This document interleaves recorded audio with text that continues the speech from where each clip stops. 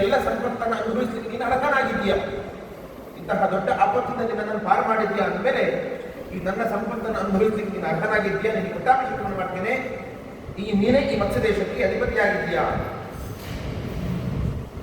ನಿನ್ನ ಅನುಗ್ರಹದಿಂದಲೇ ನಾನಿವತ್ತು ರಾಜ್ಯವನ್ನು ಮತ್ತೆ ಮರಳಿ ಪಡೆದಿದ್ದೇನೆ ಅನ್ನುವ ದೃಷ್ಟಿಯಿಂದಲೇ ಎಲ್ಲವನ್ನು ನಿನಗೆ ಅರ್ಪಣೆ ಮಾಡ್ತಾ ಇದ್ದೇನೆ ಎಂದು ವಿರಾಟರಾಜ ಹೇಳುವಾಗ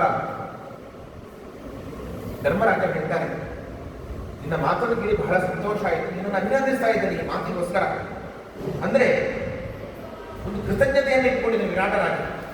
ಇಷ್ಟು ಉಪಕಾರವನ್ನು ಮಾಡಿದ್ದಕ್ಕೆ ರಾಜ್ಯವನ್ನೇ ಕೊಡಲಿಕ್ಕೆ ಮುಂದಾಗಿದ್ದಾನಲ್ವಾ. ಈ ಉಪಕಾರ ಬುದ್ಧಿಯನ್ನು ಕಂಡು ನನಗೆ ಬಹಳ ಸಂತೋಷ ಆಯಿತು.